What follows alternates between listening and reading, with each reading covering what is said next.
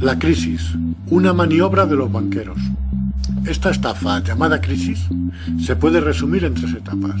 La primera etapa: los bancos son autorizados por la Reserva Federal y el BCE a conceder todo tipo de créditos, sobre todo hipotecarios, con las mayores facilidades al cliente. Para ello, la Reserva Federal y el Banco Central Europeo emitirán todo el dinero que les soliciten los bancos para conceder dichos créditos. Después de unos cuantos años concediendo créditos a diestro y siniestro, apenas sin poner inconvenientes, viene la segunda etapa. La segunda etapa. A estas alturas el consumidor ya ha pagado una buena parte de la deuda y aquí se pone en marcha el parón.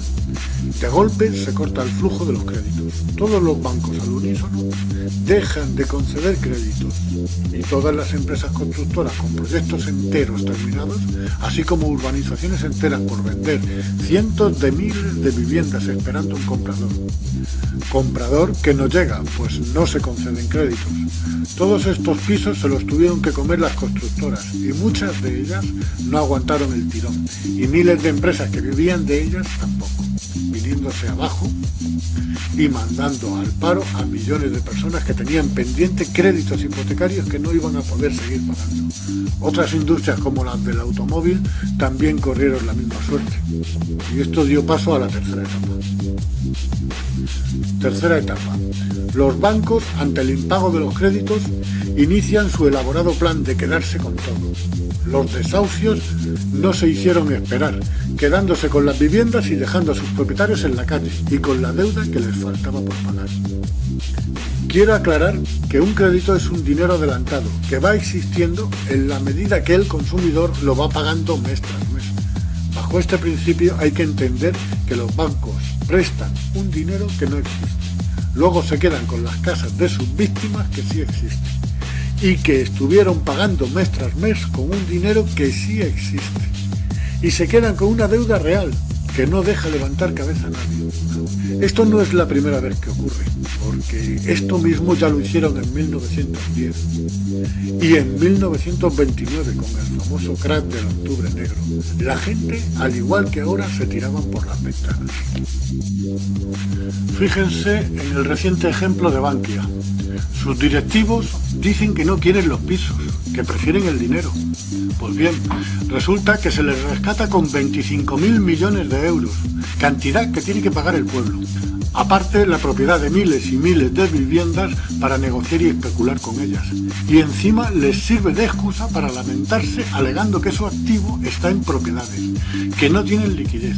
Veamos. Tienen una gran liquidez gracias al rescate que tendremos que pagar entre todos, más las propiedades de miles y miles de viviendas, y encima se quitan gastos, cerrando 1.500 oficinas bancarias, mandando al paro a más de 5.000 empleados. Esto es para meterlos en la cárcel. Pero ¿quién mete en la cárcel a los dueños del mundo?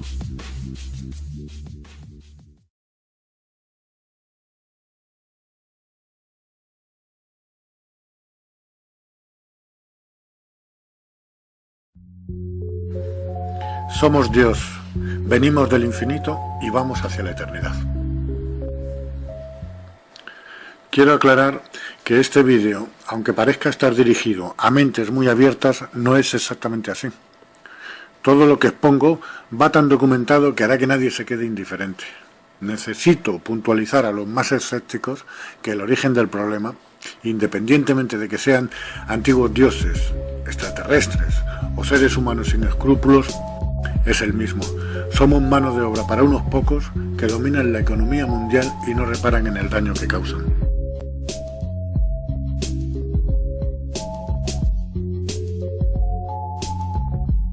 Muchos astrofísicos, entre los que se encuentran grandes sabios como Stephen Hawking, sostienen la teoría de que a medida que las condiciones en la Tierra se van deteriorando, convendría ir pensando en otras localizaciones en el espacio exterior. No lo recordamos, pero quizás esto ya lo hemos hecho en el pasado. Nuestra aparición en el planeta Tierra hace 150.000 años parece demostrar este hecho. Fuimos viajeros y desde algún punto del universo llegamos hasta aquí. Tuvimos la tecnología para viajar por las estrellas, nos hicieron olvidar y empezar de cero. Hay gente entre nosotros que en aquel tiempo pasaron por dioses que parecen ser eternos y que guardan este secreto. Fueron dioses egipcios, griegos, escandinavos y fueron el dios de las 3 religiones monoteístas. Hoy solo son los dueños del mundo. Un gobierno mundial en la sombra. Comencemos esta historia desde el principio. Se han encontrado huesos humanos, restos con una antigüedad de unos 150.000 años.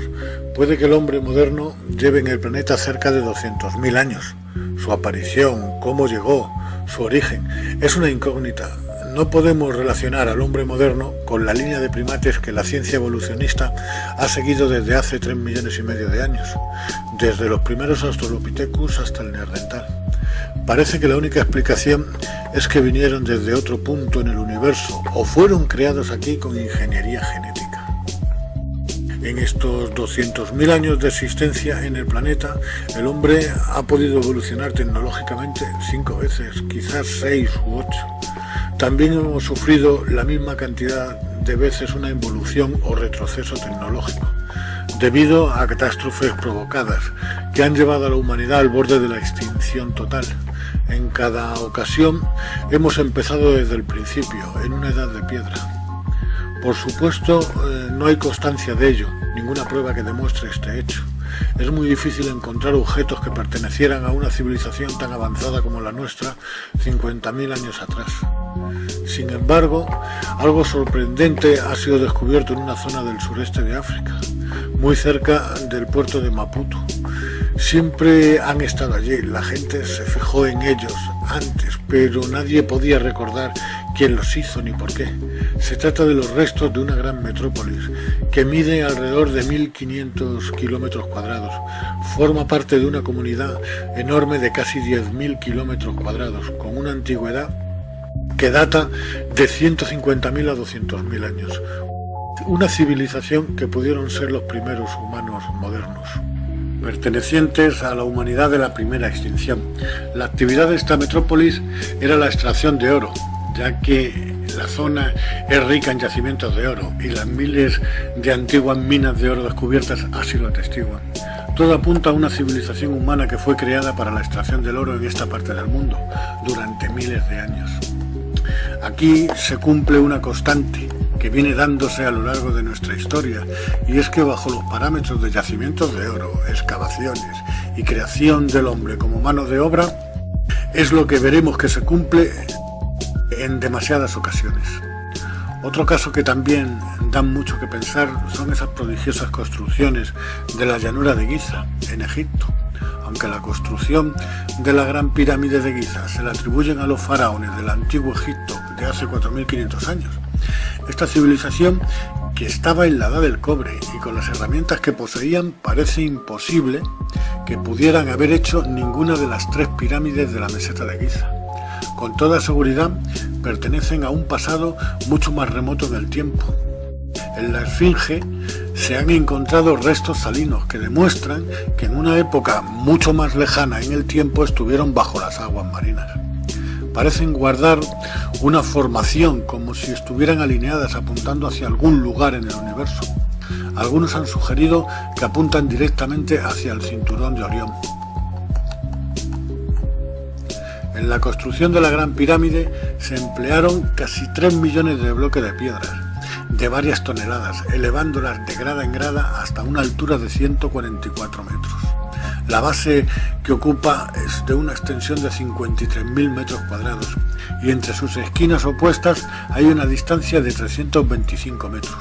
¿Cómo pudieron allanar el terreno para que solo diera un error de nivelación de 1 centímetro o poco más, cuando resulta que hoy en día con nuestra tecnología este error se nos iría a un mínimo de 10 centímetros? En el campo de la ingeniería es inexplicable qué tipo de grúa pudieron utilizar para elevar bloques de 20, de 40 y hasta de 60 toneladas a diferentes alturas. Cuanto mayor fuera la altura, mayor sería la longitud en paralelo con el suelo, y mucho mayor el esfuerzo.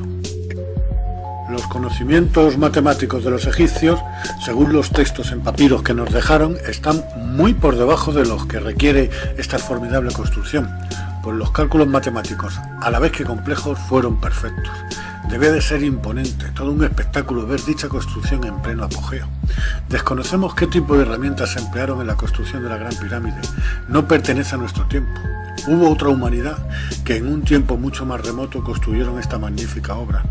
Posiblemente la humanidad que habitó este mundo entre la cuarta y la quinta extinción de hace más de 12.000 años. Hacia el año 400 a.C., un pensador y filósofo griego llamado Platón escribió algo sobre una civilización, la llamó la Atlántida, en un continente que se hundió, lo que provocó la desaparición de esta civilización. Platón nos dio en sus escritos toda clase de detalles, tanto de su avance tecnológico como el de su posición. Decía que la catástrofe ocurrió 9.500 años atrás. Si sumamos los 2.400 años hasta Platón, más los 9.500 años desde Platón hasta la desaparición de la Atlántida, nos da casi 12.000 años en total de la catástrofe. Y hasta ahora no hemos sido capaces de encontrar ni un solo ladrillo de dicha civilización. O quizás sí, la Esfinge o las pirámides de Giza. Esta información le llegó a Platón a través de su abuelo Critias, el cual se lo oyó decir, tal y como lo contaba Solón a su bisabuelo Drópida. A Solón le llegó la historia de la Atlántida a través de dos sacerdotes egipcios, Sonquis de Seis y Xenofis de Heliópolis. Mientras Europa todavía no había salido del Paleolítico, los atlantes formaron una gran sociedad, con edificios, calles, fuentes y con un gran avance tecnológico para la época. Hay un fragmento del Critias que voy a relatar textualmente, y comienza así. Un gran imperio que avanzaba desde el exterior, desde el Océano Atlántico, sobre toda Europa y Asia. En aquella época se podía atravesar aquel océano, dado que había una isla delante de la desembocadura que vosotros, así decís, llamáis columnas de Hércules. Esta isla era mayor que Libia y Asia juntas, y de ella los de entonces podían pasar a las otras islas, y de las islas a toda la tierra firme que se encontraba frente a ellas, y rodeaba el océano Atlántico. Puesto que lo que quedaba dentro de la desembocadura que mencionamos parecía una bahía con un ingreso estrecho. En realidad era mar, y la región que lo rodeaba totalmente podría ser llamada con absoluta corrección tierra firme. En dicha isla Atlántida había surgido una confederación de reyes grande y maravillosa que gobernaba sobre ella y muchas otras islas, así como partes de la tierra firme. En este continente dominaban también los pueblos de Libia hasta Egipto y Europa hasta Tirrenia. Bueno, ¿qué ocurrió realmente para que esta civilización desapareciera? Critias nos da otra pista en el siguiente texto. El dios de dioses Zeus reina por medio de leyes, puesto que puede ver tales cosas, se dio cuenta de que una estirpe buena estaba dispuesta de manera indigna y decidió aplicarles un castigo. Tras un violento terremoto y un diluvio extraordinario, en un día y una noche terribles, la clase guerrera vuestra se hundió toda a la vez bajo la tierra y la isla de Atlántida desapareció de la misma manera, hundiéndose en el mar. Por ello aún ahora el océano es allí intransitable e inescrutable, porque lo impide la arcilla que produjo la isla sentada en ese lugar y que se encuentra a muy poca profundidad. Bueno, aquí se puede ver perfectamente un paralelismo con la destrucción por parte de Zeus de la Atlántida y la destrucción de la humanidad por medio del diluvio universal, del Dios de la Biblia. ¿Será el mismo Dios?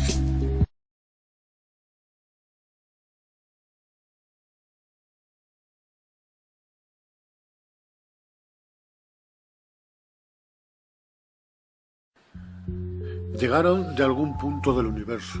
Hace tanto tiempo que no había nadie que les impidiera establecerse.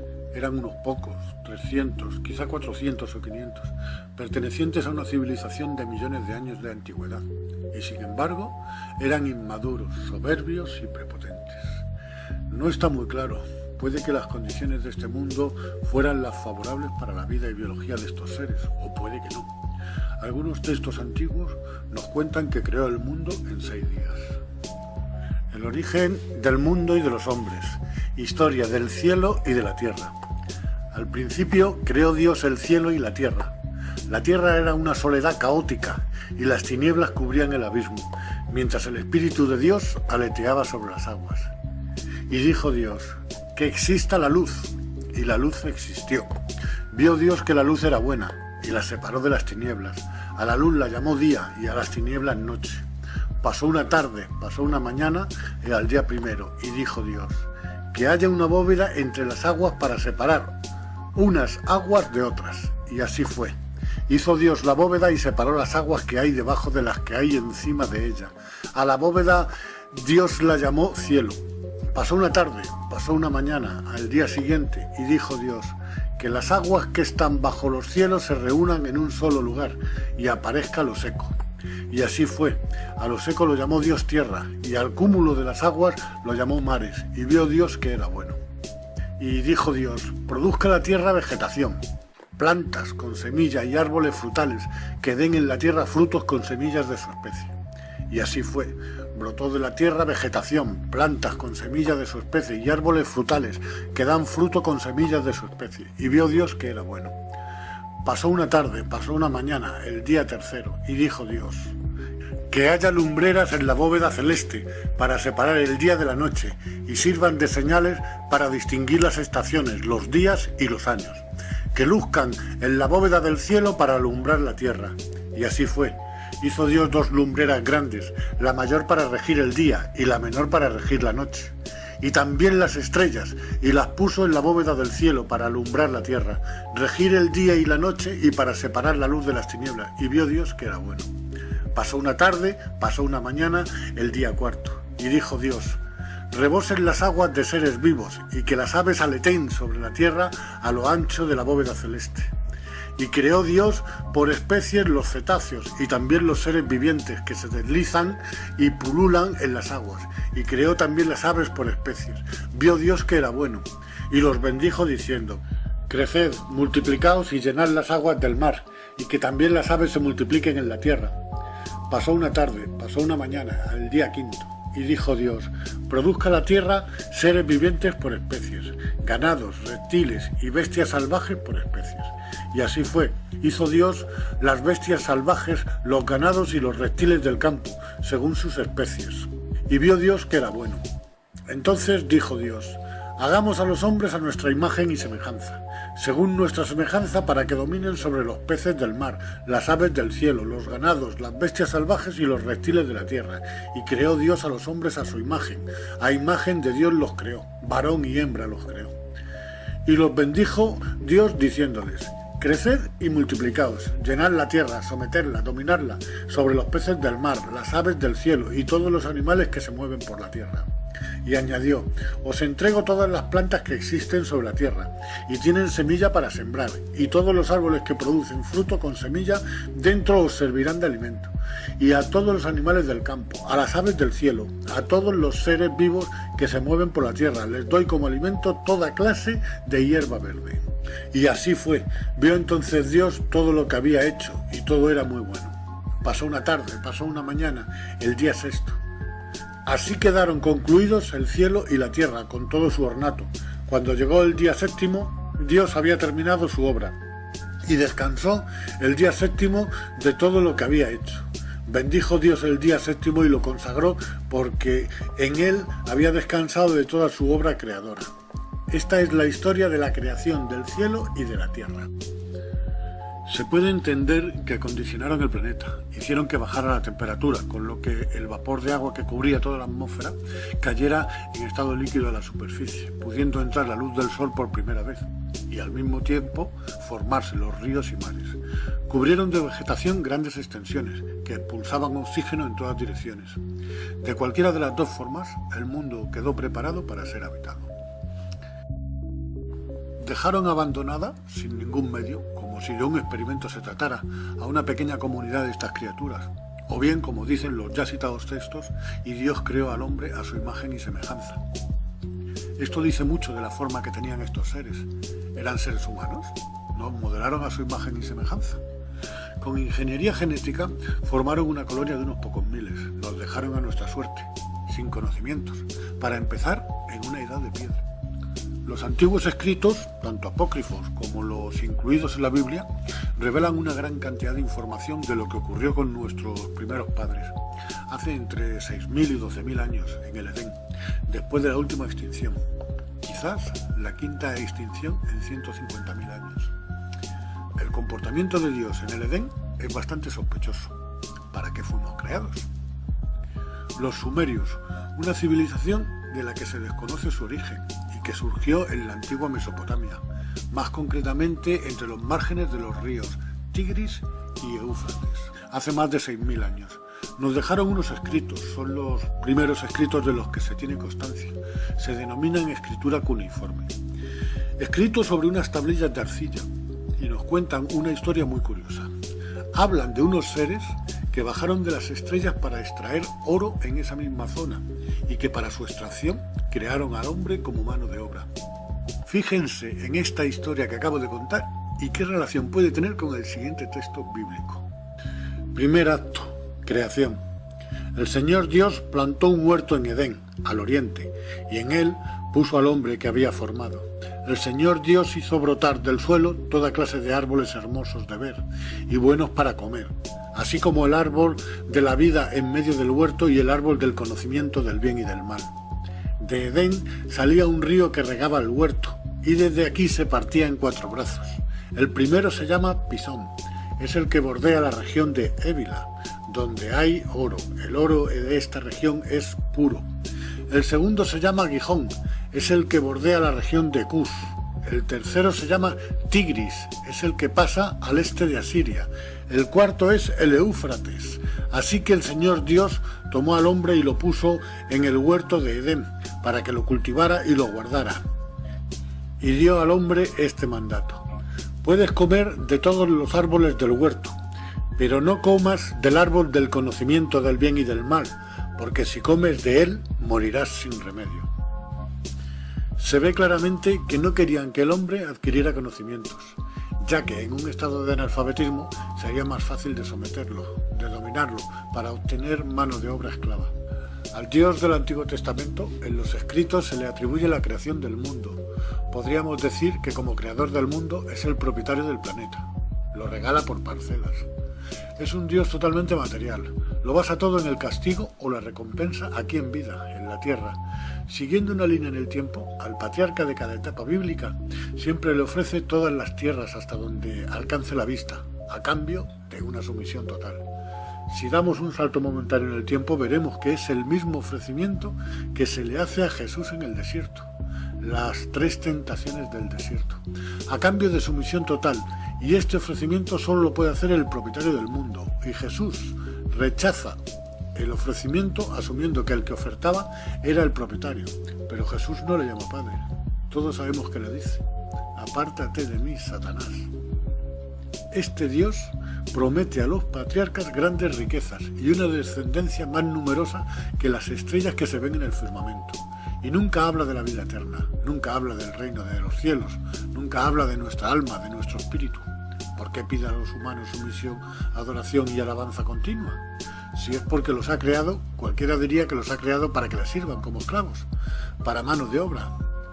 Más adelante veremos cómo una herramienta llamada dinero la utiliza como medio de poder y de dominación, manteniendo a la población como mano de obra, que parece ser que es para lo que fue creada la raza humana.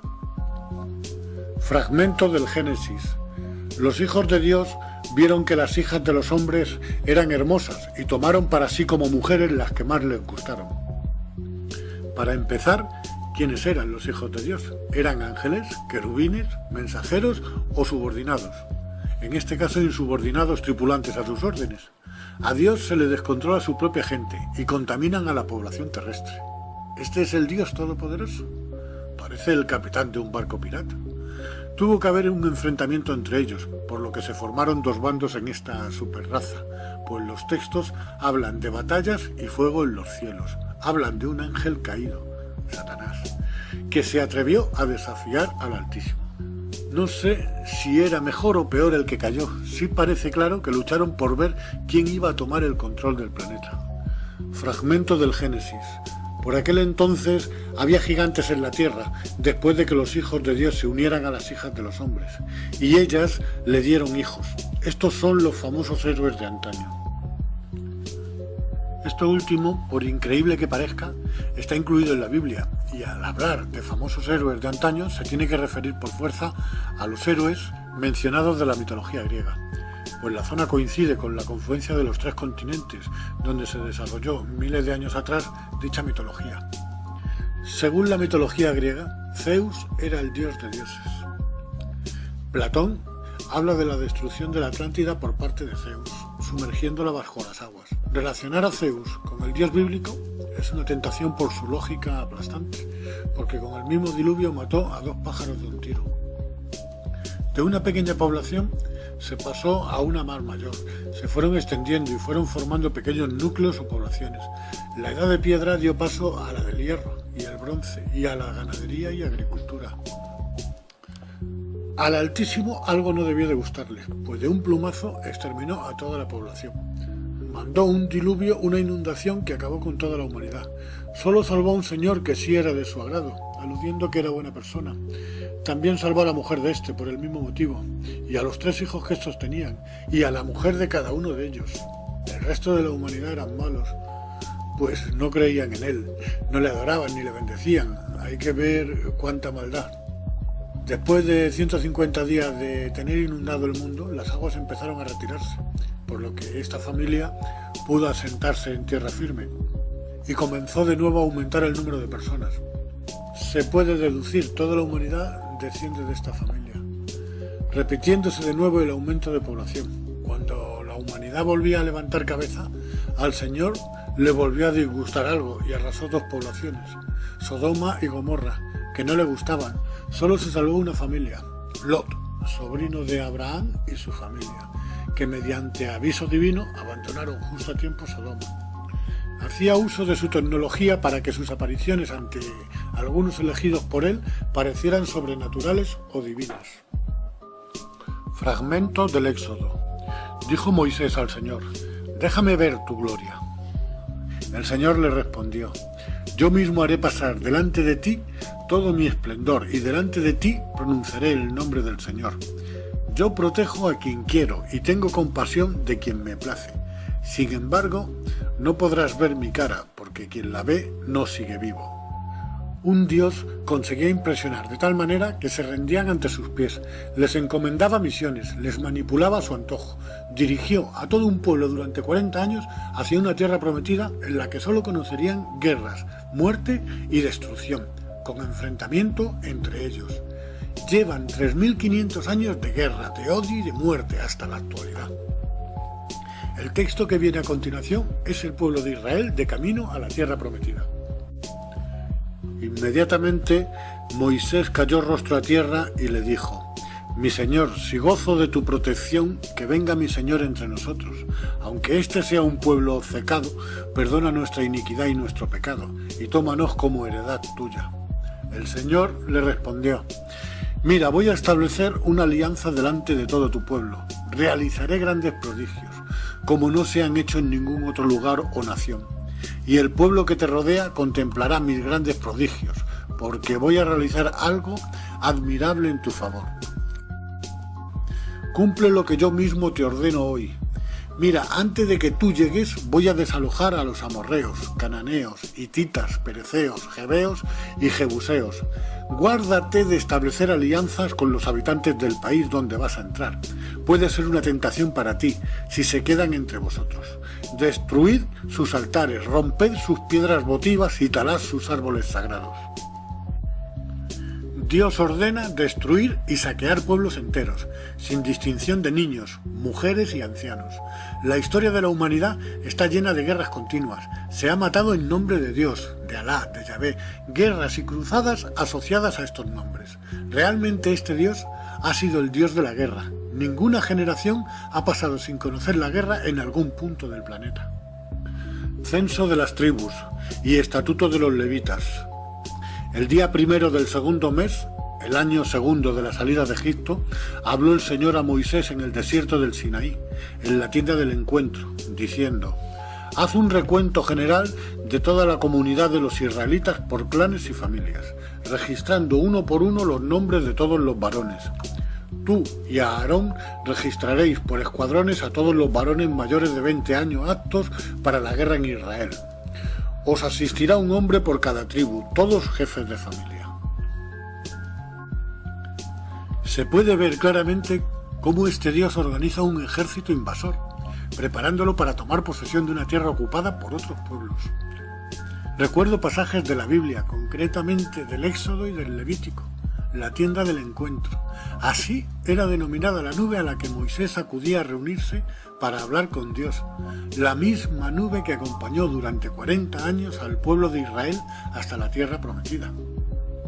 La nube era claramente un camuflaje que ocultaba una tecnología de millones de años. Nunca ha dejado de observarnos. Toda su manipulación tenía un propósito: hacer una sociedad con un sistema a su medida. Desde luego, después de conseguir esto, no nos iba a abandonar. Está entre nosotros.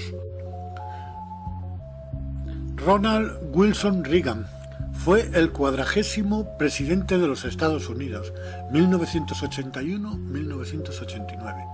Antes de llegar a ser el presidente de los Estados Unidos de América, durante su candidatura prometió que desvelaría todos los archivos secretos referentes al tema OVNI, en el caso de que llegara a ser elegido presidente. Él pensaba que como presidente sería el hombre más poderoso del planeta. Es evidente que le pusieron los pies en el suelo, dejándole claro quiénes son los verdaderos dueños del mundo, y que no le permitirían desvelar nada relevante, y no se lo permitieron. Pero sí pudo dejar caer esto. 21 de septiembre de 1987. Discurso en la 42 Asamblea General de la ONU, ante representantes políticos de todo el mundo y periodistas de todas las nacionalidades. El entonces presidente de Estados Unidos de América, Ronald Reagan, se dirige a la Asamblea Plenaria. Quizás necesitemos una amenaza universal externa. Ocasionalmente pienso cómo rápidamente nuestras diferencias a nivel mundial desaparecerían si estuviéramos enfrentando una amenaza alienígena de fuera de este mundo. Y ahora les pregunto, ¿no hay una fuerza alienígena en este momento entre nosotros? ¿Qué puede ser más extraño para las aspiraciones universales de nuestros pueblos que la guerra y la amenaza de guerra?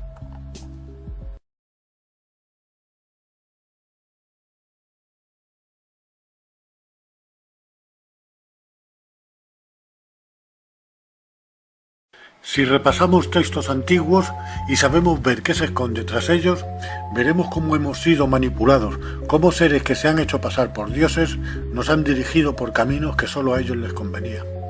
A lo largo de la historia de la humanidad, el hombre siempre ha sido manipulado por seres infiltrados en nuestra sociedad, que están tras un velo de indiferencia, huyen de la notoriedad y sin embargo son los que manejan los hilos y nosotros somos sus marionetas. Forman una sociedad cerrada, con un poder increíble, tienen un arma invencible, manejan la economía mundial con grandes entidades financieras, financian campañas políticas, ponen y quitan presidentes, son grandes magnates que poseen islas, yates de lujo, aviones privados y que aparentemente están fuera de la escena política y sin embargo compran a jefes y gobiernos de naciones. Aquellos que no se venden son asesinados o sufren golpes de estado financiados y muy bien organizados por ellos. Están obligados a utilizar nuestra tecnología actual en momentos puntuales, ya que su propósito es continuar infiltrado dentro de nuestra sociedad. Tienen el mundo a su disposición y mientras sigamos ignorantes de la verdad, seremos sus sirvientes. Pero de ninguna manera renuncian a su tecnología. Tienen colaboradores que son conocedores de la verdad y que venderían a su madre por $1. Realmente a quien han vendido es a la humanidad. Estos colaboradores y conocedores de la trama tienen cargos de gran relevancia en los gobiernos más poderosos del planeta. De vez en cuando desclasifican archivos de avistamientos OVNI que solo tienen interés para los amantes del tema y que no ven lo que se esconde detrás de esto. Lo que nunca van a desclasificar es la trama.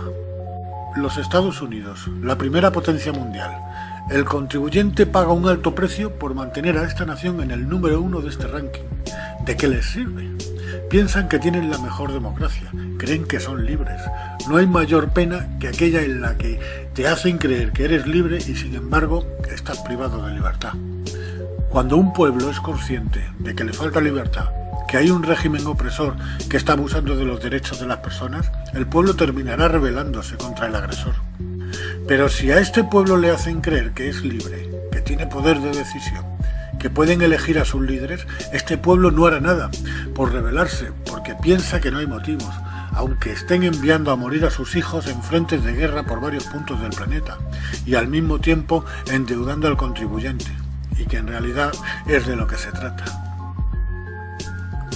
En los Estados Unidos hay dos fuerzas políticas, demócratas y republicanos. Cada 4 años se enfrentan en unas elecciones para ver cuál de los dos consigue más votos y así colocar a su candidato en la presidencia. Detrás de estos dos partidos hay un poder oculto, una sociedad secreta tan poderosa que hace temblar a los cargos políticos más poderosos del mundo. Esta sociedad es la que maneja los hilos de la trama. Ponen por parte de los demócratas un candidato a la presidencia. A este le financian su campaña electoral a cambio de concesiones importantísimas, tales como seguir controlando la Reserva Federal. Y hacen exactamente lo mismo con el candidato republicano. Luego le dicen al pueblo, tomad, elegir al que queráis. ¿Realmente os va a dar lo mismo? Una vez que el pueblo estadounidense se ha decidido por uno de los dos, al nuevo presidente le ponen un asesor, que realmente más que asesor es el controlador del presidente. Actualmente coincide que este asesor es el presidente de la Reserva Federal de los Estados Unidos. Curiosamente, el asesor de Barack Obama, que es del bando demócrata, es Ben Bernanke, y este mismo señor fue el asesor del anterior presidente por el bando republicano, George Bush. El presidente de los Estados Unidos tiene que seguir el guión que le den. Si se sale de este guión, se escapa del control al que le tienen sometido, solo le puede ocurrir una cosa: morirá asesinado de la misma manera que John F. Kennedy. ¿Quiénes están detrás de esta sociedad? Familias banqueras, los Rothschild, los Morgan, los Warburg, los Rockefeller, Seligman, Reder, Speller. Su plan se ejecuta durante milenios, más allá de sus vidas. La función que estos sujetos dan al dinero es la de constituir un instrumento de poder y de dominación, en lugar de un medio de cambio. A finales de noviembre de 1910, el senador Nelson W. Aldrich y el secretario adjunto del Departamento del Tesoro, A.P. Andrews, y 5 más de los financieros más importantes del país, que en conjunto representaron cerca de un cuarto de la riqueza del mundo, llegaron a la Jekyll Island para discutir la política monetaria y el sistema bancario. Un evento que algunos dicen que fue el ímpetu para la creación de la Reserva Federal. Fue una reunión secreta en la que banqueros privados redactaron un escrito, Ley del Banco Central, llamada Acta de Reserva Federal, totalmente a espaldas del gobierno. ¿Por qué? Porque dichos banqueros pasaban a controlar la Reserva Federal. Una vez elaborada esta ley, se la entregaron a su mediador político, el senador Nelson Aldrich. En 1913 subió a la presidencia de los Estados Unidos Woodrow Wilson, con financiación total por parte de dichos banqueros y habiendo aceptado firmar el Acta de Reserva Federal. El 23 de diciembre del mismo año, estando la mayor parte del Congreso en sus casas de vacaciones, fue aprobado el Acta de Reserva Federal, por lo que pasaba a ser controlado por manos privadas. Después de ser aprobada la ley, el congresista Louis McFadden dijo al respecto: un sistema bancario mundial está siendo preparado aquí, un superestado controlado por banqueros internacionales, actuando conjuntamente para esclavizar al mundo en pos de su propio placer. El Banco Central ha usurpado al gobierno. Años después, el propio Woodrow Wilson escribió arrepentido: nuestro sistema de crédito está concentrado en manos privadas. El crecimiento de la nación y, por consiguiente, de todas nuestras actividades está en las manos de unos pocos hombres, quienes necesariamente o por motivos de sus propias limitaciones congelan, frenan y destruyen la genuina libertad económica.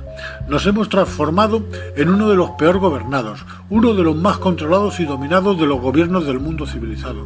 No más un gobierno de libre opinión, no más un gobierno de creencias y del voto de la mayoría, sino un gobierno de la opinión y coacción de un pequeño grupo de hombres. Meyer Rothschild, banquero alemán, fundador de la banca Rothschild. Permítanme emitir y controlar la moneda de una nación, y no me preocuparé por quién haga las leyes. La viuda de Meyer Rothschild escribió en 1847: «No se preocupe usted, no habrá guerra en Europa, mis hijos no proveerán el dinero para ello». Sir Josiah Stamp, presidente de los ferrocarriles británicos y del Banco de Inglaterra, dirigiéndose a 150 profesores de la Universidad de Texas en el año 1929. El sistema bancario fue concebido en la iniquidad y nació en el pecado. Los banqueros internacionales poseen la tierra, quitarles todo lo que tienen, pero dejarles el poder de crear depósitos. Y con unos cuantos plumazos crearán los suficientes depósitos para recuperarlo todo otra vez. Pero si les quitáis el poder de crear dinero, todas las grandes fortunas desaparecerán, incluyendo la mía, y este será un mundo mucho más feliz. Pero si queréis continuar siendo esclavos de los bancos y pagar los costos de vuestra propia esclavitud, dejadles continuar creando depósitos. El segundo presidente de los Estados Unidos, John Adams, 1735-1826. La historia registra que los banqueros han utilizado toda forma de abusos, intrigas, engaños y de medios violentos para mantener su control sobre los gobiernos mediante el control del dinero y su emisión. Thomas Jefferson, tercer presidente de los Estados Unidos, 1745-1826. Creo que las instituciones bancarias son más peligrosas que un ejército. Si el pueblo americano alguna vez permite a los bancos privados controlar la emisión de moneda, los bancos y las corporaciones que crecerán alrededor de ellos privarán al pueblo de su propiedad, hasta que sus hijos despierten sin casa en el continente que sus padres conquistaron. Abraham Lincoln. El poder del dinero rapiña a la nación en tiempo de paz y conspira contra ella en tiempos de adversidad. Es más despótico que la monarquía, es más insolente que la autocracia, más egoísta que la burocracia. Denuncia como enemigos públicos a todos aquellos que cuestionan sus métodos o arrojan luz sobre sus crímenes. Yo tengo dos grandes enemigos, el ejército sureño en el frente y los banqueros en la retaguardia. De los dos, el de mi retaguardia es mi gran enemigo. Las corporaciones han sido entromizadas y sobrevendrá una era de corrupción en altos niveles. El poder del dinero del país se esforzará en prolongar su reinado, trabajando en perjuicio del pueblo, hasta que la riqueza sea concentrada en las manos de unos pocos y la república sea destruida. Curiosamente fue asesinado. Reginald Maquina, miembro de la Cámara de los Comunes, 1924, dirigiendo la palabra en el Millet Bank. Me temo que al hombre de la calle no le gustaría saber que los bancos pueden crear y de hecho crean dinero. El volumen del dinero en existencia varía solamente con la acción de los bancos, acumulando o reduciendo los préstamos. Los que controlan el crédito de una nación dirigen la política de su gobierno y tienen en sus manos el destino del pueblo. El sistema mundial financiero está en manos privadas y dominan al sistema político de cada país y la economía del mundo, con los bancos centrales del mundo actuando de forma concertada.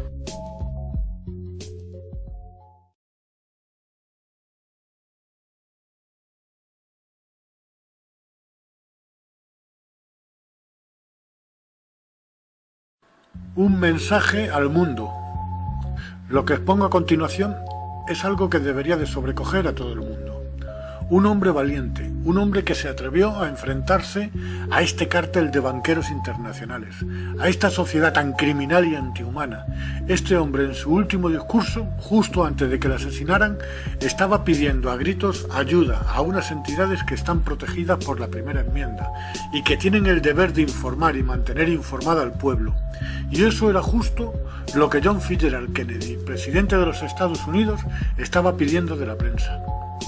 Poco después moría asesinado en Dallas, en el año 1963. Todavía la prensa no se ha hecho eco del mensaje que les envió un hombre para informar a la humanidad de la conspiración a la que está sometida. John Fitzgerald Kennedy, 1963. El poderoso despacho del presidente ha sido utilizado para fomentar una conspiración, para destruir la libertad de los estadounidenses, y antes de que abandone la presidencia debo informar a los ciudadanos de su destino. Después del discurso ante la American Newspaper Publishers Association, emitió 4.500 millones de dólares fuera de la Reserva Federal, poniéndolos a continuación en circulación. Este hecho, junto con su discurso, fue el detonante de su asesinato. Lo que John Fitzgerald Kennedy le estaba pidiendo a la prensa era colaboración, era divulgación, era ni más ni menos que poner al mundo al corriente de los crímenes contra la humanidad que el cártel de banqueros lleva sometiéndonos a lo largo de nuestra historia. La prensa está manipulada y controlada por el cártel. La prensa distorsionó la verdad, sencillamente desinformó.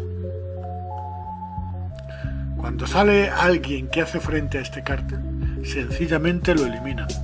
Olof Palme también se atrevió.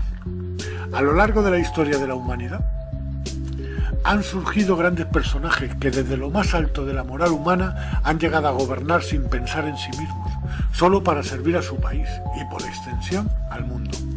Porque hay ciudadanos del mundo y este era uno de los más grandes.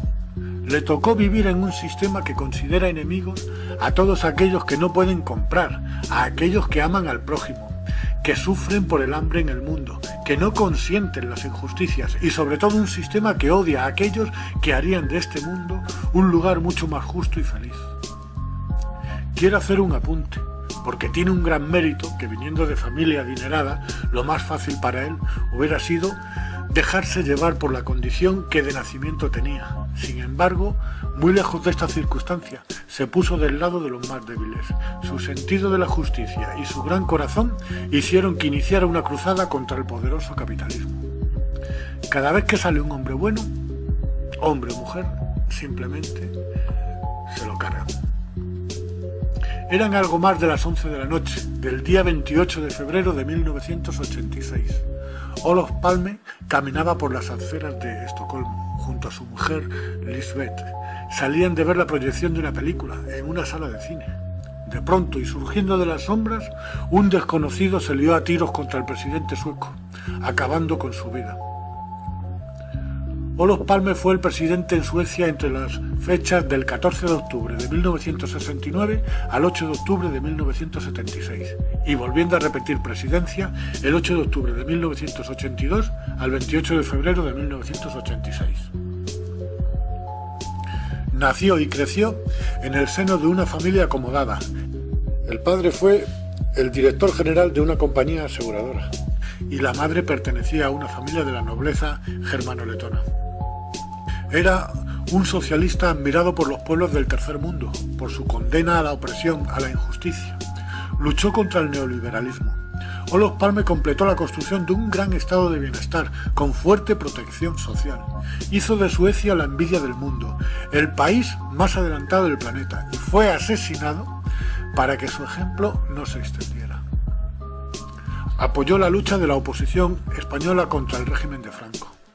Criticó a Estados Unidos y expresó su simpatía con el régimen de Vietnam del Norte, en plena guerra contra Estados Unidos.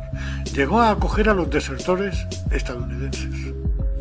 Expresó su simpatía por la OLP, Organización para la Liberación de Palestina, y por la instauración de un Estado palestino. Criticó la política del apartheid en Sudáfrica. Mantuvo conversaciones con el presidente de Cuba, Fidel Castro, un hecho que no le perdonaron en Estados Unidos. Un agente de la CIA, Jane Tatum, confesó en una entrevista por radio en Los Ángeles que la agencia había estado implicada en la muerte del presidente sueco. Unos días antes, Olof Palme recibió la visita del secretario de Estado norteamericano Henry Kissinger. La actitud insobornable de Olof Palme, no cediendo a las peticiones de Kissinger, hicieron que de este encuentro se fraguara su asesinato. Un agente del régimen del apartheid y autor de varios atentados con vínculos con la CIA, según informe de la policía secreta sueca, fue visto en Estocolmo en las fechas del atentado. ¿Casualidad? No.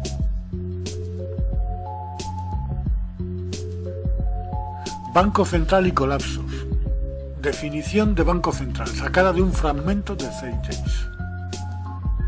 Banco Central es la institución que produce la moneda de una nación. Existen dos poderes específicos en la práctica del Banco Central: el control de las tasas de interés y el control del suministro de dinero o inflación.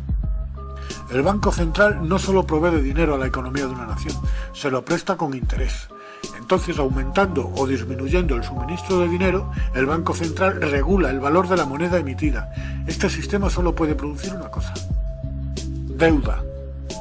Analicemos esta estafa. Cada dólar producido por el Banco Central es prestado con interés. Veamos, cada dólar es un dólar más un porcentaje de deuda, y como el Banco Central tiene el monopolio sobre la producción de la moneda y ellos prestan cada dólar con deuda inmediata asociada a él, ¿de dónde saldrá el dinero para pagar esta deuda? Solo puede venir nuevamente del Banco Central, lo que significa que el Banco Central tiene que incrementar constantemente su suministro de dinero para temporalmente cubrir la deuda pendiente creada. Y puesto que ese nuevo dinero es prestado, crea más deuda. El resultado de este sistema perfecto es la esclavitud. Es imposible para el gobierno y para el pueblo salir algún día de esta deuda, que se autogenera continuamente. ¿Cómo se crea artificialmente un colapso o crisis? Desde 1913 a 1919, la Reserva Federal, Banco Central estadounidense, incrementó el suministro de dinero un 100%, traducido en grandes préstamos a los bancos pequeños. En 1920, la Reserva Federal retiró porcentajes masivos del suministro de dinero, forzando a los bancos menores a cancelar su enorme cantidad de préstamos, provocando quiebras y el subsiguiente colapso. Más de 5.400 bancos fuera de la Reserva Federal colapsaron. Al tanto de este crimen, el congresista Lindbergh dijo en 1921: bajo el acta de Reserva Federal, los pánicos son creados artificialmente. El pánico actual es el primero creado científicamente y funcionó como calculamos una ecuación matemática. De 1921 a 1929, el Fed otra vez incrementó el suministro del dinero en grandes préstamos al público y a los bancos. El jueves negro, 24 de octubre de 1929, colapso o crack bursátil. El congresista Louis McFadden, enemigo del cártel banquero, comenzó a traer procedimientos de destitución contra la Reserva Federal, alegando que el crack fue una ocurrencia cuidadosamente planeada. Los banqueros internacionales buscaron traer una condición de desesperación, para así ellos surgir como los dueños de todos nosotros. No es sorprendente que después de 2 intentos de asesinato, Louis McFadden fue envenenado en un banquete antes de que pudiera comenzar con los procedimientos de destitución. Y ahora, habiendo reducido a la sociedad a la miseria, los banqueros internacionales de la Reserva Federal decidieron que el patrón oro debería de ser eliminado. Para hacer esto necesitaron obtener el oro remanente en el sistema. Así que, bajo la pretensión de ayudar a terminar con la crisis, se produjo la recuperación del oro en 1933. Bajo amenaza de prisión de 10 años, todos en América fueron exhortados a entregar todo el oro al tesoro, esencialmente robando al público la poca riqueza que les quedaba a finales de 1933. El patrón oro fue abolido. Si miramos un billete de dólar antes de 1933, veremos que pone que es convertible en oro. Si miras uno actual, veremos que dice que es moneda de curso legal, lo que significa que no está apoyado por nada, no hay un depósito que lo respalde. El Banco Central Europeo y la Reserva Federal Americana emiten todo el dinero que va a parar a los pequeños bancos de un país. Los bancos centrales pueden provocar una crisis cuando quieran, como ha sido el caso de la actual crisis, que nos piden un esfuerzo entre todos para salir de la crisis provocada por ellos. El esfuerzo pasa por tragar con la reforma laboral que ellos quieran y con los ajustes y recortes que nos están esclavizando y que nos están dejando sin nuestras instituciones, tales como sanidad y enseñanza. Están acabando con nuestro estado de bienestar.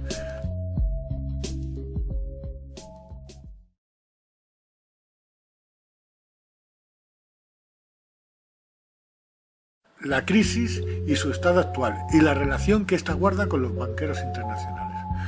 Cuando estos deciden reunirse es motivo de preocupación, porque se reúnen con el fin de restarle libertad al ciudadano. utilizan el dinero como un instrumento de poder y de dominación, en lugar de un medio de cambio. La crisis mundial que se padece desde la primavera de 2008 ha sido creada artificialmente por estos señores. En una de sus ocultas reuniones llegaron a un acuerdo: cerrar el grifo de los créditos, todos al mismo tiempo, y así dejó de circular el dinero. Todos aquellos productos que por su alto coste necesitaban de un crédito dejaron de venderse y se vinieron abajo empresas tales como constructoras y empresas satélite que vivían de ellas. Se fueron a la quiebra y como consecuencia millones de trabajadores pasaron a las listas del paro. Industria del automóvil y empresas satélites bajaron sus ventas de tal manera que algunas quebraron y otras consiguieron sobrevivir recortando gastos con el famoso ERE, expediente de regulación de empleo, con lo que millones de trabajadores pasaron al paro. Bajó el poder adquisitivo del consumidor y se vieron arrastrados todos los sectores, y el paro fue el destino para demasiada gente. La población activa iba en disminución y los parados en aumento.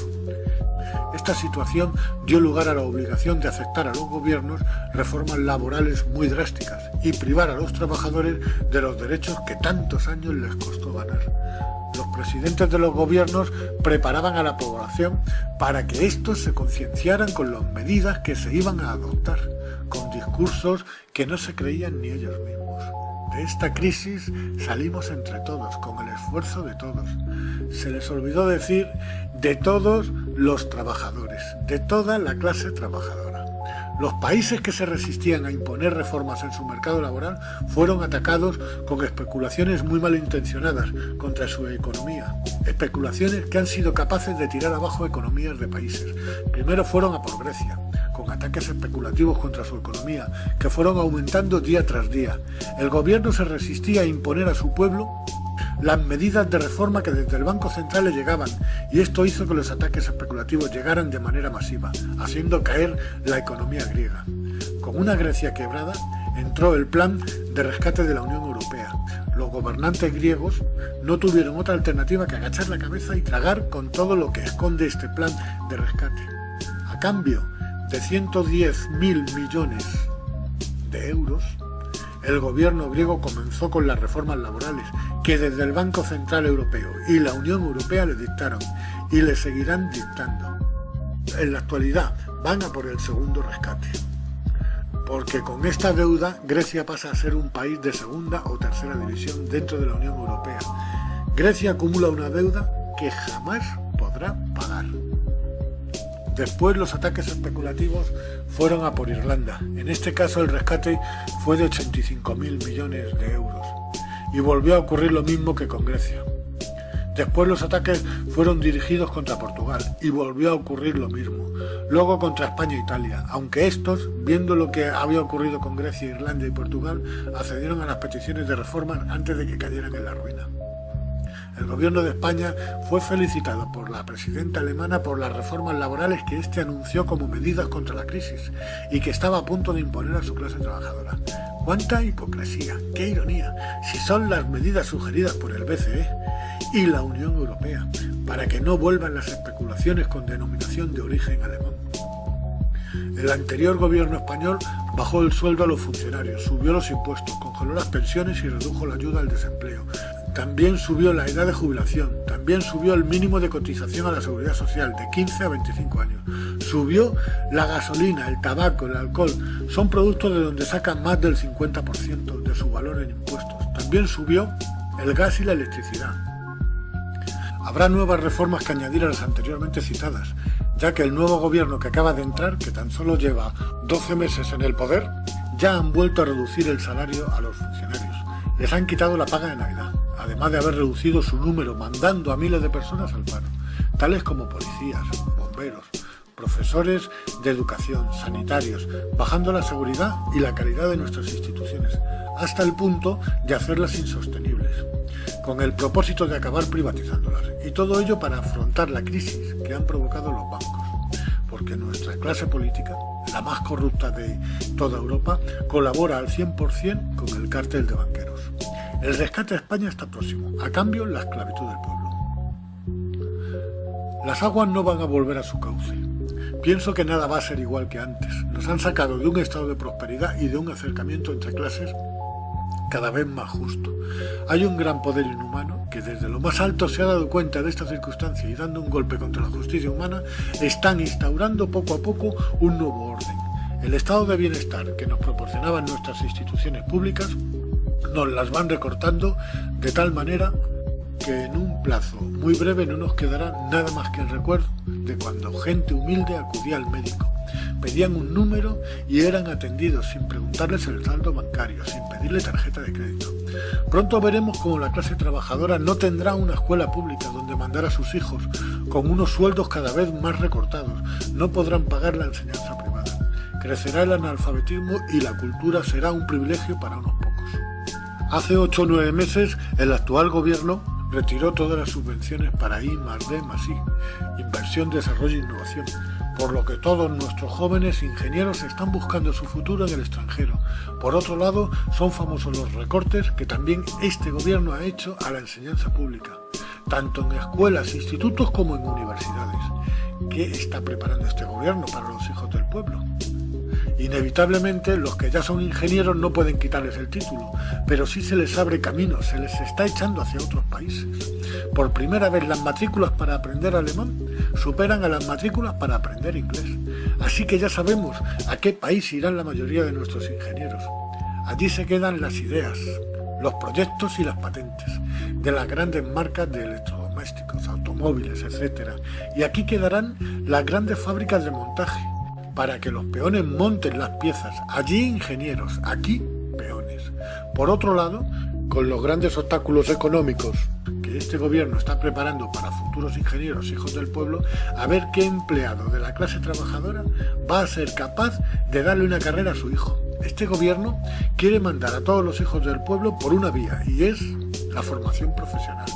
Así, la formación de los hijos de trabajadores irá para la formación en un trabajo, en un engranaje, donde saldrán peones de montaje, fontaneros, electricistas, albañiles, auxiliares y con un poco de suerte administrativos, sanitarios, etc. En definitiva, en mano de obra, y además en mano de obra cada vez más barata, cada vez más esclava, más arrastrada. Quieren volver a basar nuestra economía en el ladrillo. ¿Quién podrá hacer carrera en este país? Sí, señor, solo los muy pudientes. Los ricos podrán darle carrera a sus hijos en la universidad privada, donde apenas se les exige una nota mínima, y estos sí podrán llegar a ser abogados, arquitectos, ingenieros, etc. Están haciendo que las diferencias entre los ricos y la clase trabajadora sea enorme. El actual ministro de Educación, Cultura y Deporte, Ignacio Webb, en detrimento de la enseñanza pública, está financiando con dinero público a la enseñanza privada. Parece que el nuevo orden es hacer de España y de los países de la periferia de la Unión Europea zona de mano de obra. Parece una clara provocación o un desafío a la clase trabajadora de todos los estados o países afectados. Esta crisis, a todas luces artificial, no ha sido atajada por los gobiernos implicados como debiera, sino todo lo contrario. Las medidas que se supone debían de solucionarla, lo que han hecho ha sido agravarla, y no de manera accidental.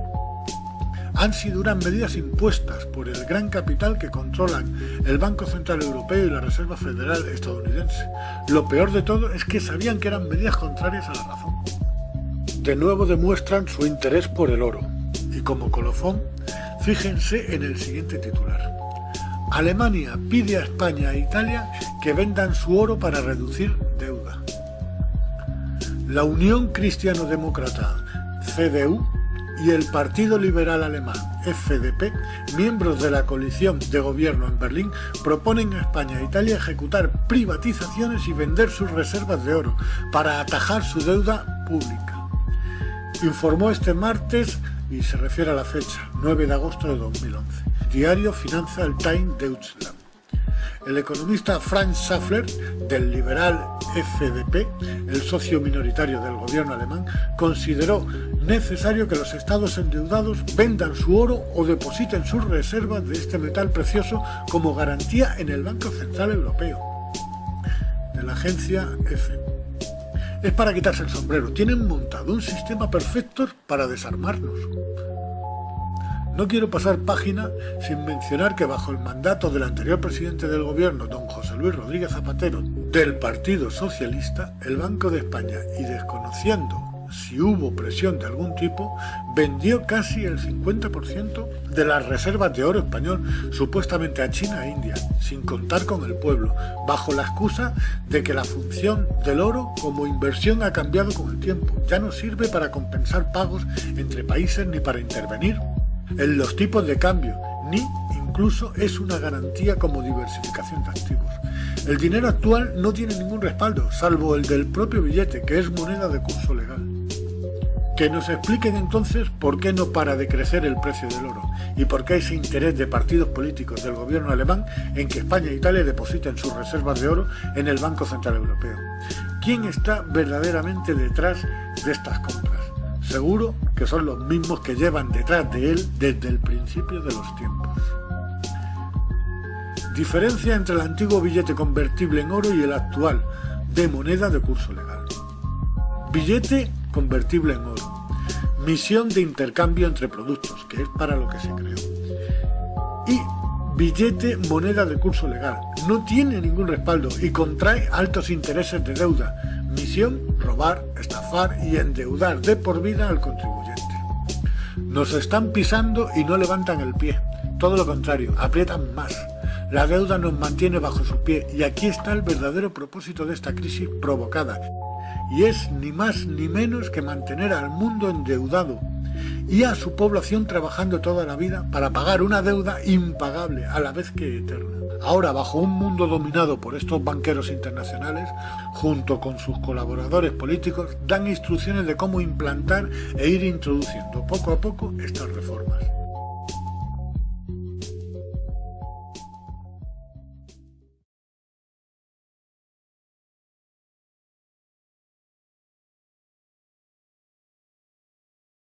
El negocio de la guerra. Es importante entender que la cosa más lucrativa para los banqueros internacionales es la guerra, porque obliga a un país a pedir aún más dinero del Banco de la Reserva Federal o del Banco Central, y con intereses. Hagamos un pequeño repaso a la historia. En 1915, el asesor principal del entonces presidente de Estados Unidos, Woodrow Wilson, era el coronel Edward House, y en una conversación documentada entre el coronel House y Sir Edward Grey, secretario exterior de Inglaterra, sobre cómo hacer que Estados Unidos entrara en la Primera Guerra Mundial, Grey preguntó: ¿qué harían los americanos si los alemanes les hundieran un crucero con pasajeros americanos a bordo? House respondió: creo que una llamarada de indignación barrería a los Estados Unidos, y eso por sí sería suficiente para llevarnos a la guerra.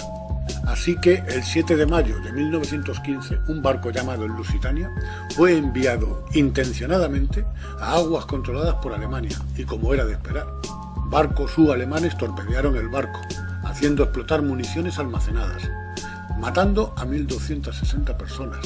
Para entender mejor la intencionalidad de esta conspiración, la embajada alemana de hecho, colocó avisos en el New York Times advirtiendo a la gente del riesgo que corrían si subían al Lusitania, porque pasaría navegando de América a Alemania, a través de aguas sin guerra. De hecho, y como fue anticipado, el hundimiento del Lusitania causó una ola de ira y Estados Unidos entró en guerra poco después. La Primera Guerra Mundial causó 323.000 muertes americanas. La guerra costó 30.000 millones de dólares a los americanos. La mayor parte fue pedida al Banco de la Reserva Federal, con interés, expandiendo aún más las ganancias de los banqueros internacionales. En la Segunda Guerra Mundial, otro tanto de lo mismo. El 4 de diciembre de 1941, la inteligencia australiana advirtió al presidente Roosevelt sobre una fuerza de ataque japonés, moviéndose hacia Pearl Harbor. 3 días más tarde, el 7 de diciembre de 1941, Japón atacó Pearl Harbor. Murieron 2.500 soldados. El presidente de Estados Unidos, Franklin D. Roosevelt, declaró que el ataque fue un día que vivirá en la infamia. El presidente Roosevelt pertenecía a una familia de banqueros, cuyo tío Frederick estuvo en la Junta de la Reserva Federal original. Sus intereses estaban con los banqueros internacionales, y para estos nada es más beneficioso que una guerra. Después de 60 años de información saliendo a la superficie, no solo el ataque era conocido semanas antes de que se produjera, fue provocado. El secretario de Guerra de Roosevelt, Henry Stinson declaró en el Journal, con fecha 25 de noviembre de 1941, el documento Una conversación con Roosevelt. La cuestión es cómo los manipularíamos para que hagan el primer disparo. Es deseable asegurarse que los japoneses fueran los primeros que hicieran esto, para que no hubiera duda de quiénes son los agresores. Para provocar el ataque, Roosevelt detuvo todas las importaciones de petróleo americano al Japón, confiscó todos los bienes japoneses en los Estados Unidos, hizo públicos préstamos a China y entregó ayuda militar a los ingleses, dos de los enemigos de Japón en la guerra, violando así las leyes de guerra internacionales. Antes del ataque a Pearl Harbor, el 83% de los estadounidenses no querían entrar en guerra. Después del ataque, 1 millón de hombres se ofrecieron voluntarios para la guerra.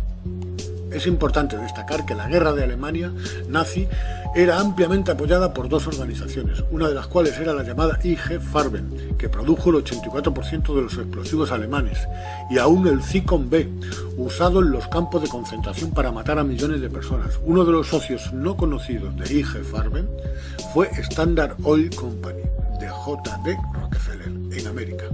De hecho, la Fuerza Aérea Alemana no podía operar sin un aditivo especial creado por la Standard Oil Company de Rockefeller.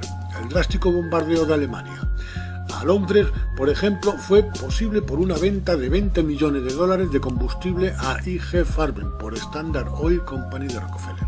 Este es solo un ejemplo de cómo empresas americanas aprovisionaron a ambos lados de la Segunda Guerra Mundial.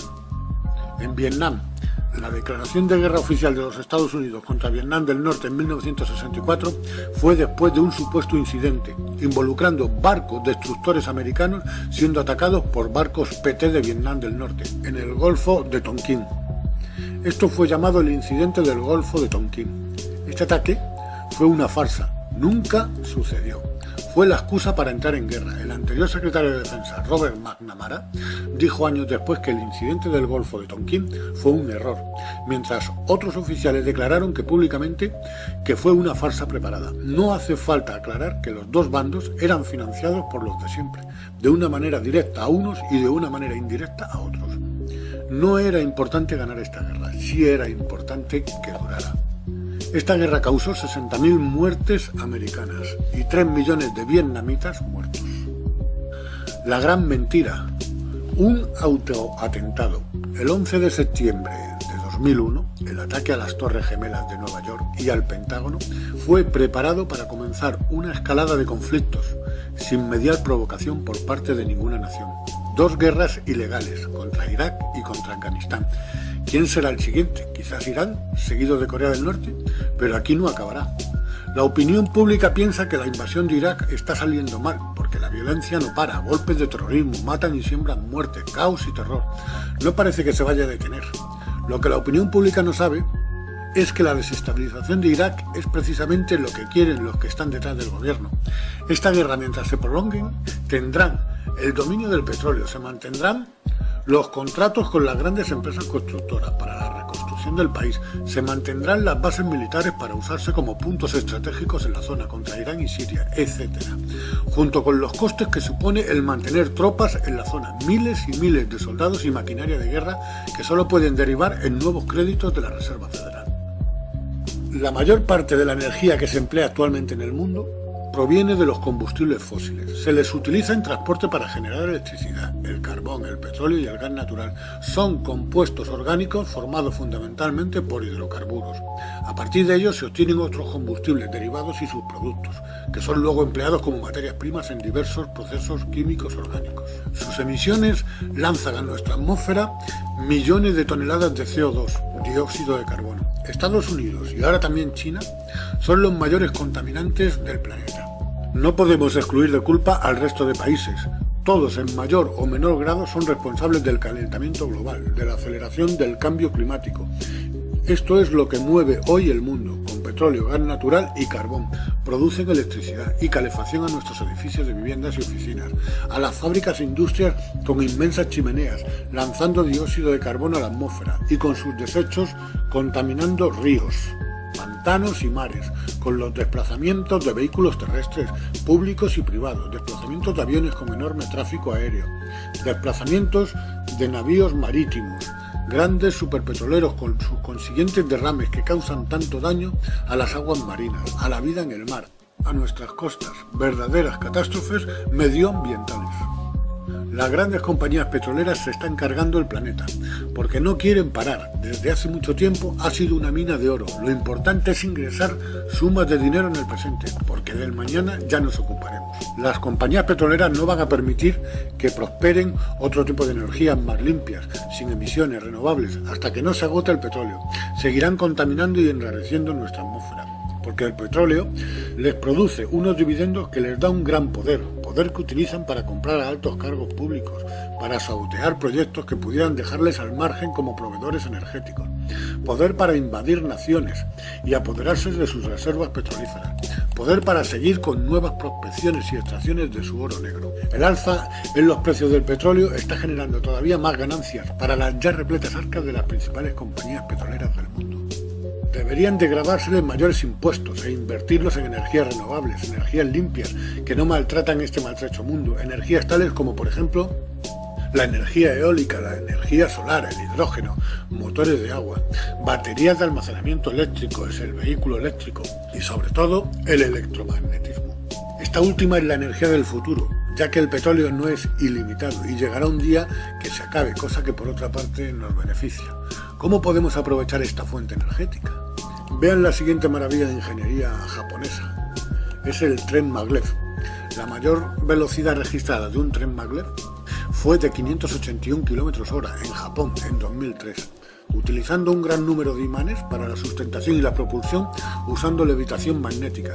El sistema funciona gracias al efecto Mesmer, con materiales superconductores que son capaces de transportar electricidad y al combinarlo con el magnetismo de los imanes se convierte en un material diamagnético capaz de hacer levitar.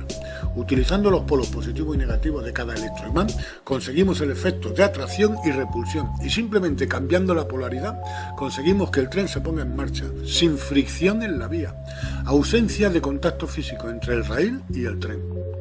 La tecnología de levitación magnética tiene el potencial de superar velocidades inimaginables al vacío, aunque aquí, en el interior del planeta, su velocidad se verá limitada por la resistencia al aire.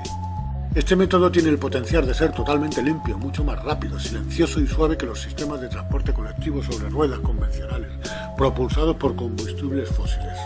Otro claro ejemplo de energía electromagnética es el siguiente.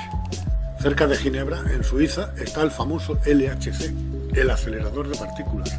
El LHC es el acelerador de partículas más grande y energético del mundo. Usa un túnel de 27 kilómetros de circunferencia, creado para el Gran Colisionador de Hadrones. Más de 2.000 físicos e ingenieros de 40 países y cientos de universidades y laboratorios han participado en su construcción. El propósito de esta supermáquina principalmente es el de recrear el gran Big Bang, explosión que dio origen al universo. Dentro del acelerador de partículas, dos haces de protones son acelerados en sentidos opuestos hasta alcanzar el 99,9% de la velocidad de la luz, con el propósito de que al colisionar entre sí, veamos qué clase de partículas se forman. Las partículas que resulten de estas colisiones serán examinadas minuciosamente. La energía para llegar a alcanzar estas velocidades es ni más ni menos que el electromagnetismo. El sistema empleado consiste en 9.300 potentes imanes conductores dispuestos a lo largo de los 27 kilómetros de la circunferencia del acelerador. Parece que dominamos los principios de la energía electromagnética, no solo en la teoría, sino que, como se ha visto en los ejemplos del tren de alta velocidad maglev y el acelerador de partículas, también en la práctica. ¿A qué estamos esperando para crear vehículos y naves impulsadas por el electromagnetismo?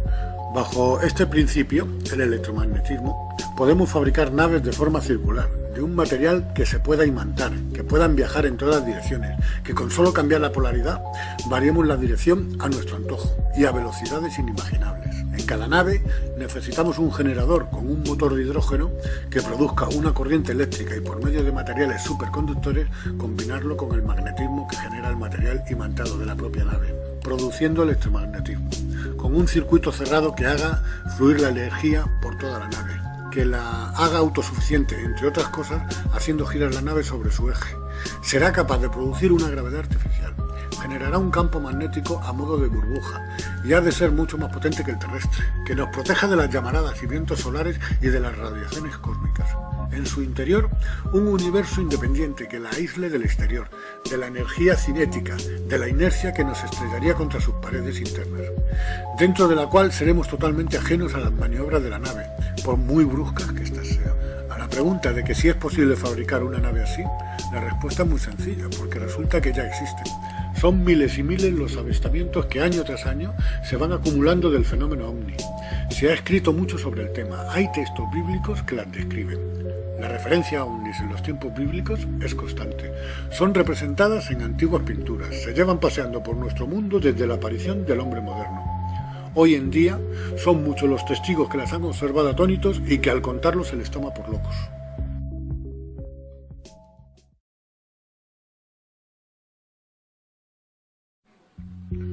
También controlan la industria farmacéutica, que es actualmente uno de los sectores empresariales más rentables e influyentes del mundo, con sus políticas de marketing y con campañas para influir en los gobiernos, con el fin de aumentar los precios, extender las patentes y con ello sus beneficios empresariales.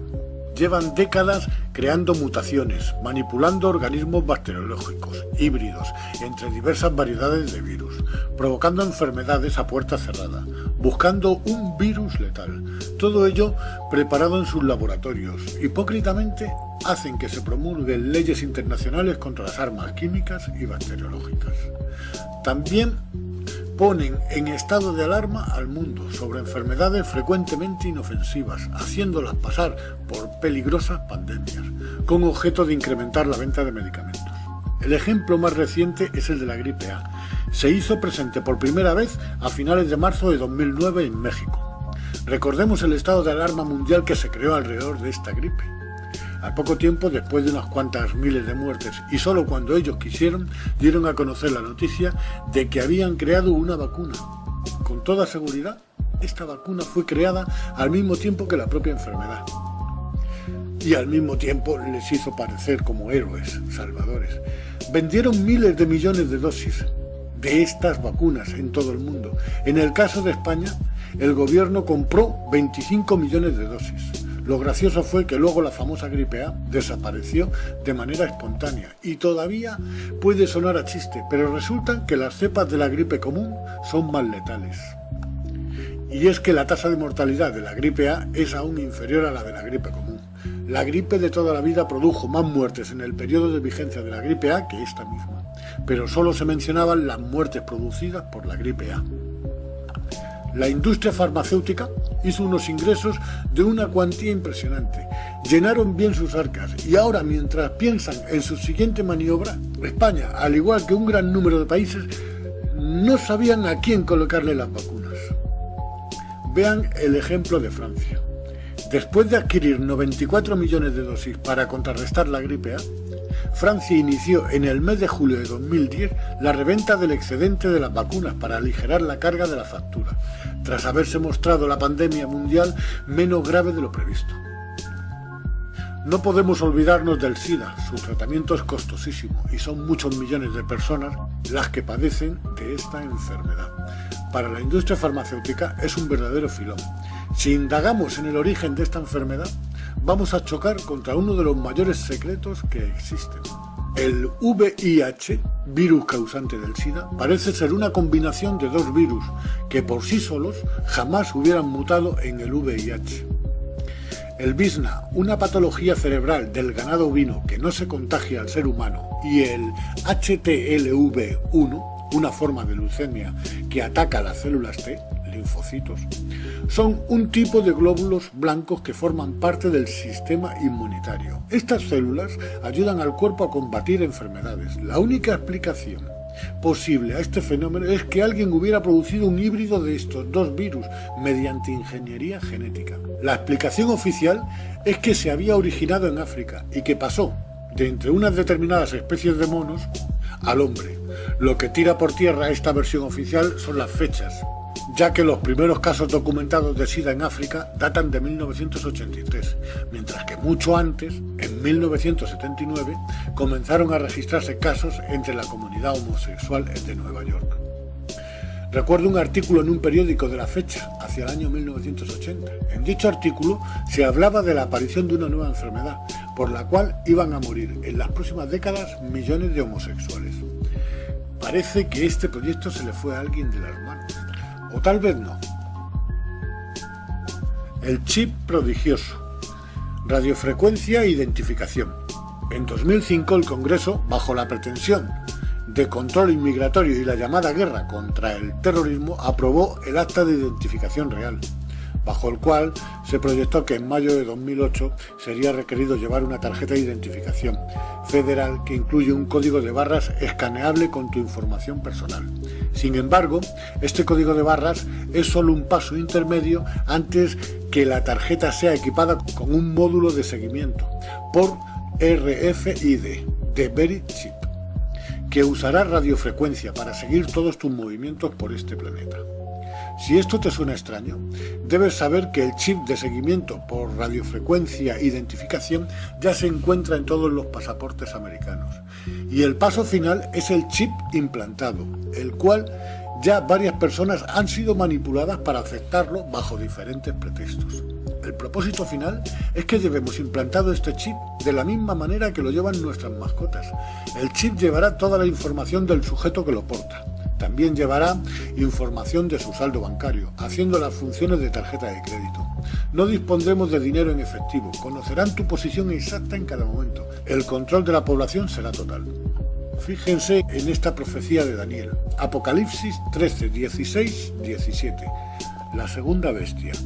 Hacía que a todos, pequeños y grandes, ricos y pobres, libres y esclavos, se les pusiese una marca en la mano derecha o en la frente, y que ninguno pudiese comprar ni vender, sino el que tuviese la marca.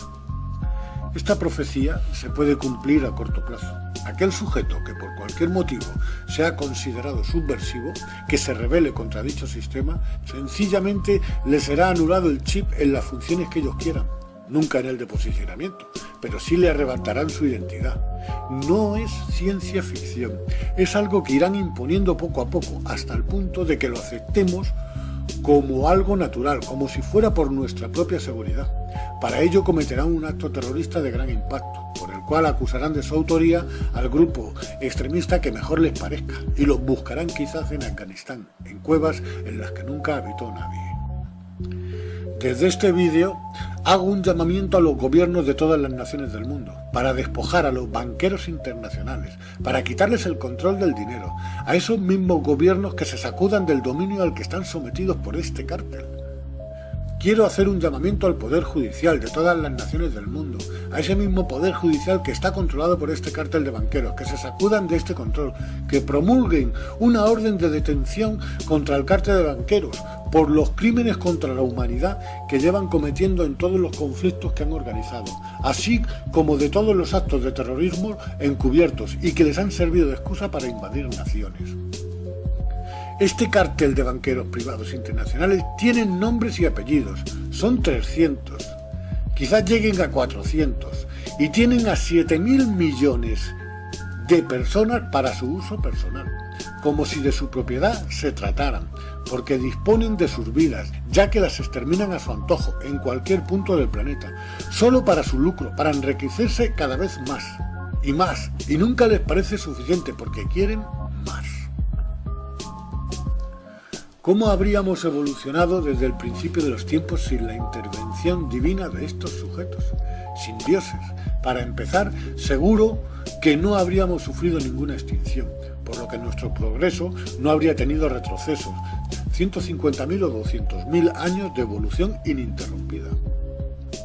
Al principio de este relato hice mención de que hemos padecido 5 o 6 extinciones, quizá alguna más, y casi seguro que provocadas, que nos han llevado casi al borde de la extinción total.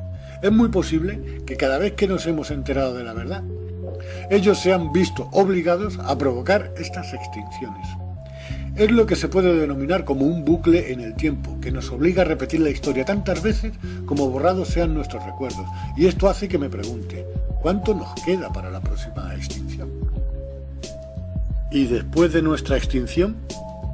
El proyecto Génesis.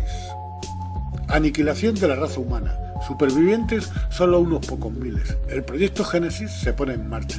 Los dioses acondicionan una zona con vegetación, árboles frutales, lagos, ríos, con cascadas y vuelta a empezar con otro paraíso terrenal. La zona es denominada Edén. Adán y Eva no tardarán en pecar. Algo increíble está a punto de revelársenos. Somos más viejos que el universo. Antes de su origen no existía ni el tiempo ni el espacio. En la próxima extinción, miles de millones de personas volveremos al mismo estado. Solo unos pocos miles se quedarán en este infierno para repetir la historia. Hay un hecho que siempre me ha llamado la atención. Es la declaración de mucha gente que, habiendo estado muerta, muerte técnica durante minutos o incluso horas, en estas declaraciones la gran mayoría coincide en un hecho, y es que ven pasar toda su vida delante de ellos en pocos segundos. Ven hasta los detalles más ínfimos, recuerdos ya olvidados de tiempos muy remotos, cosas, hechos y acciones de nuestro pasado que marcaron nuestra conducta. Nuestra conciencia nos va diciendo qué es lo que hicimos bien y qué es lo que hicimos mal. Remordimiento de conciencia. Realmente esto es un examen de conciencia y somos nosotros quienes nos juzgamos por nuestras acciones. Nosotros decidimos si ascendemos, si pasamos a otro nivel superior en el camino a la eternidad, o bien tendremos que quedarnos en este lugar para seguir perfeccionándonos en la siguiente reencarnación. Porque nosotros somos Dios, venimos del infinito y vamos hacia la eternidad.